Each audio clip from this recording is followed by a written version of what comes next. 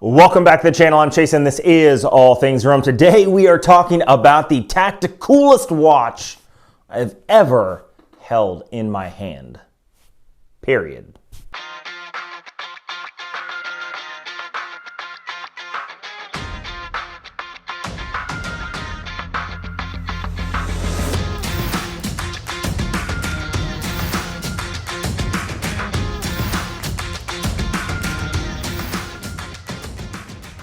What are we talking about today? Today we are talking about the Dube Watch Works TAC SAR. And I'll tell you what, this thing is badass. Let's just flip the camera around, hop right into the review. Okay, before we hop into this watch review, first let's talk about where this watch came from. Now the TAC SAR, or codename Blackfish, is a result of a collaboration between Dube Watch Works and Ricos Watches Podcast. Now the project objective first was just to design an awesome one-off watch, and honestly, it is a pretty awesome watch. And when they realized that actually they had a pretty great product, then what they did was they started to create small batches and they would individually serialize them. And in the end, it was a goal of raising awareness for a great program called the Veterans Watchmaking Initiative. Now, a portion of all products of the TAC SAR and any of their other limited releases coming from Dube Watch Works automatically go to the Veterans Watchmaking Initiative. Honestly, a pretty great cause and a pretty awesome watch. Now, the hands-on portion. So just the pure fact that this watch here, like as cool as it is, and I'll talk about just all the cool stuff about this watch, just a fact that the portion of the profits go to help veterans, not only just veterans, but veterans who want to make watches, that's just awesome to me. As a veteran myself and as a lover of watches and as a doodler, do I doodle in something? I dip my toes in the watch modding world. I just love the fact that it checks all those boxes, especially when it comes to veterans and making watches. Now, these right here are made in small batches of 15. So you go on the website, I'll leave a link down below, and you would order one. It takes anywhere from 8 to 9 weeks. Each one of these are assembled by the same person. So you know quality control on this watch is going to be far better than Seiko or any other company. Honestly, especially when it comes to small batch watches of only 15, you know they're going to go through and make sure everything's aligned. They're going to go through and make sure there's no dust on the dial. They're going to go make sure everything is done right, because if not, well, I mean, these are not cheap watches by any means. These do cost a pretty penny. I only wish I had more pennies in the bank to buy myself one. This is not my watch. This is gonna go on to another reviewer. Honestly, I'm so happy that we're able to bring you this watch because it is just one of the coolest watches I've ever had. Now, it does have like a cushion style case, and I'll tell you that I've wore this for about a week and a half on patrol. And if you notice right here, it is just so comfortable on the wrist. Whoever chose this case, designed this case, they are a genius. This thing just sits so comfortably on the wrist. It has a stainless steel case with a Cerakote finish. Now the Cerakote finish is a tungsten gray, and honestly, the whole thing just looks amazing. Now, one of the things I really love about this watch the most is the fact that this orange, it's called Tequila Sunrise Orange, just completely pops on this watch. I mean, it's really difficult to get an idea just because of the double dome sapphire crystal on this. But honestly, the orange on this watch is a perfect orange for this entire setup. It is on the chapter ring, it is on the minute hand, and it is on the buckle and tang. Honestly, everything about this watch just screams, hey, look at me. Not only am I tactical and tactical and a 200-meter diver, but I have a little bit of flair in there where it counts. Now, it does also have the same sort of orange on the TAC SAR. If you don't know what TAC SAR is, it's Tactical Search and Rescue. And again, you see 200 meters of water resistance right there. Now, as we get close right here, you can see the dial is made of forged carbon fiber. So no two dials will ever be alike. It's just difficult because it has, again, that double dome sapphire crystal. With the eyes, you can see it a lot better than on camera. Honestly, this is just, like, if I can get it closer, like, it's just a absolutely beautiful watch. I mean, honestly, I can't say enough about it. Now, it does have a lumed ceramic bezel insert, which is great to see, especially at a price point of, this is just under $600. I know what you're saying, Chase, 600 bucks for a micro brand? Yeah, but again, you're getting a lot for your money. Just under $600, ceramic bezel, double dome sapphire, nice, awesome Cerakote finish, and it has just a good and great feel to this watch. Has sailcloth strap, and it has just, oh God. Okay, so let's talk about what I don't like about this watch real quick, because I can talk your ear off about everything I like about this watch. So inside is the NH35. Now, I know why they chose the NH35. It is an absolute solid workhorse of a movement. It's in everything from an $85 Invicta to a just under $600 watch. Now, I say just under $600, but there is a company out there who I did if you guys go back and you look at my 5 watches for pilots, I sort of make fun of a watch brand in there who's out there and they're sort of pushing their product and their $700-800 automatic watches with the same NH35, and these pilots who are just starting to make money in the military are buying them, and I think it's an absolute mistake. The NH35 is a workhorse movement. Why not something like the Miyota 9015, right? A Miyota 9000 movement inside as opposed to an NH35. I don't know. It's just my own personal opinion on it. The NH35 is a workhorse movement. It does offer hacking and hand winding. You can see the second hand stops right here. One of the things I just don't like about, cheaper movements, and again, in no way is this a bad thing necessarily, but it's when the date changes over. It's not a quick change date. At about, I would say 10:30, 11 o'clock, you can see that the date will start to change over. So right there, you can see it starts to change over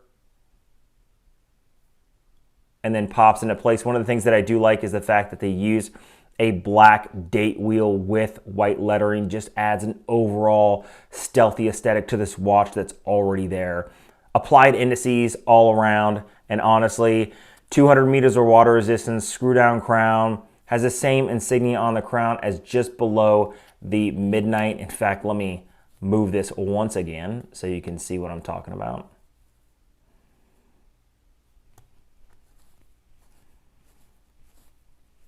Even with the Cerakote along the outside of the bezel, still plenty of grip, 120 click, unidirectional bezel, and this thing is solid. Now, the thing that I like about this bezel, that's only, I don't know. So one of the things I love about the Exciton bezel is the fact that it's like click, click, click, click, click, and I can absolutely hear it from across the room. It just engages so nice. Well, this engages extremely solid as well, but it's more subtle in how it does. Like, it's not as noisy, which I guess isn't a bad thing when you have a tactical style watch. It's not a complaint, it's just something that I noticed. It's a very, hold on, let me get it close to my microphone.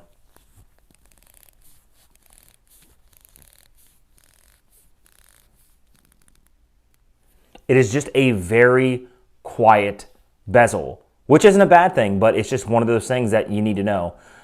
Other than that, 200 meters of water resistance, and this is a dive watch. Again, sailcloth on the strap, quick change straps, right there on the back of the case back.